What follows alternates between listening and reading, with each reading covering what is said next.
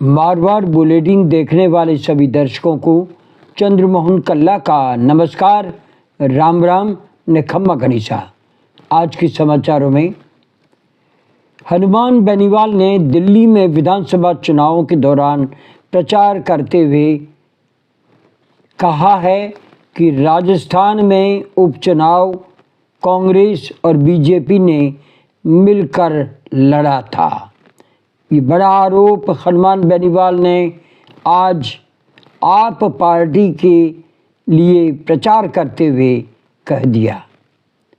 उन्होंने ये भी कहा कि कांग्रेस ने भारतीय जनता पार्टी को सपोर्ट इसलिए किया क्योंकि पेपर लीक आदि मामलों में कई नेताओं की गिरफ्तारी हो सकती थी और इसी दबाव में भारतीय जनता पार्टी ने कांग्रेस से 5 सीटें मांगी थी और उन्होंने ये सीटें भाजपा की झोली में डाल दी।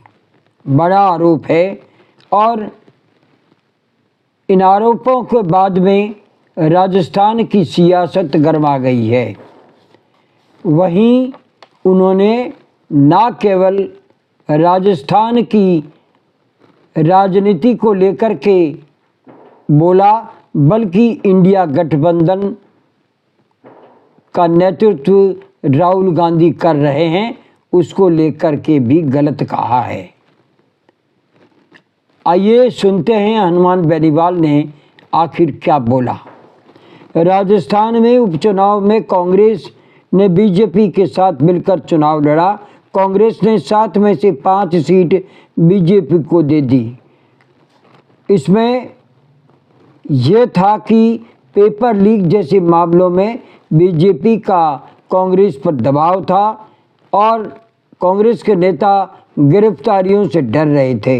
हनुमान बेनीवाल ने कहा कांग्रेस के नेता सरेंडर कर चुके हैं और उन्होंने अपनी हार स्वीकार कर ली है। हनुमान का कहने का तात्पर्य ये निकलता है कि उपचुनाव में कांग्रेस ने बीजेपी के साथ मिलकर खेल खेला जिसमें कांग्रेस का आश्वासन और अधिक कमज़ोर हो गया। लेकिन हनुमान का केवल कांग्रेस पर निशाना नहीं, उन्होंने बीजेपी पर भी कई निशाने साधे हैं। बेनीवाल का कहना था कि इंडियन गठबंधन का नेतृत्व राहुल गांधी के पास नहीं होना चाहिए, कारण राहुल के सलाहकार ही कांग्रेस की दशा व दिशा तय कर रहे हैं जो कि पार्टी के लिए हार का बड़ा कारण बनते जा रहे हैं। बेनीवाल ने कहा कि राहुल के नेतृत्व में गठबंधन को कोई फायदा नहीं हुआ बल्कि पार्टी और गठबंधन दिन ब दिन कमज़ोर होते चले गए। बेनीवाल ने कहा कि हम मजबूरी में इसका हिस्सा बने हुए हैं क्योंकि हमें पीएम नरेंद्र मोदी को हरवाना था लेकिन वो सफल नहीं हुए। अब गठबंधन का भविष्य बर्बाद हो चुका है।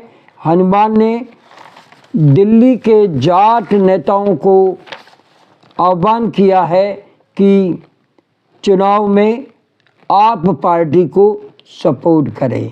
चुनाव में हनुमान बेनीवाल ने आप पार्टी व अरविंद केजरीवाल को समर्थन देते हुए सभी जाट समाज के लोगों को जिनका वोट दिल्ली में लगता है से अपील की है कि वे अरविंद केजरीवाल को आप पार्टी को वोट दें और उनके आह्वान का फर्क भी पड़ा है। हनुमान बेनीवाल जहाँ जहाँ प्रचार करने जा रहे हैं वहाँ वहाँ जाट समाज की बिरादरी उमड़ती दिखाई दे रही है। दिल्ली में 10% जाट वोटर्स बताए जाते हैं। दिल्ली की 8 विधानसभा सीटों पर जाट निर्णायक स्थिति में होते हैं। अभी इन 8 में से 5 सीट पर आप पार्टी का कब्जा है तो 3 पर भारतीय जनता पार्टी का कब्जा है। हनुमान ने कहा कि 1952 के बाद में ये पहला मौका है कि केंद्र सरकार में कोई भी जाट कैबिनेट मिनिस्टर नहीं हैं, जो कि दुर्भाग्यपूर्ण है और इसका जवाब दिल्ली की जनता को देना चाहिए। दिल्ली में जाट आरक्षण मोदी सरकार को देना है। अरविंद केजरीवाल के पास इसका अधिकार ही नहीं है। तो आरक्षण मोदी सरकार ने पिछले 10 साल से क्यों नहीं दिया, इसका जवाब भी जाटों को नरेंद्र मोदी को देना होगा। ये सभी बीते दिन हनुमान बेनीवाल ने जम कर के कांग्रेस और भाजपा दोनों को कोसते हुए कही है। बेनीवाल ने कहा कि दिल्ली चुनाव में कांग्रेस को आप पार्टी को समर्थन देना चाहिए था, लेकिन वो सामने डटी हुई है। यहाँ पर भी राजस्थान के उपचुनाव की तरह कांग्रेस और बीजेपी आपस में मिले हुए हैं। बेनीवाल ने कहा कि कांग्रेस का दिमाग कचरे से भरा हुआ है, वरना दिल्ली में वो ऐसी हरकत नहीं करती।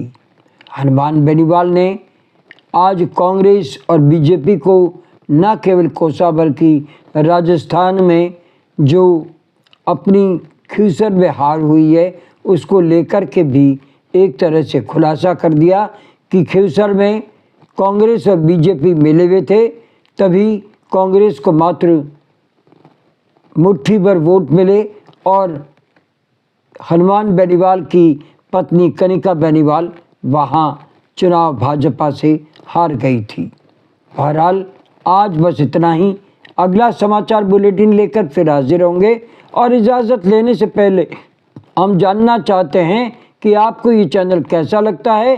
अगर आपको ये चैनल पसंद है तो इसे सब्सक्राइब करें, लाइक करें, शेयर करें और इस चैनल को बढ़ावा दें।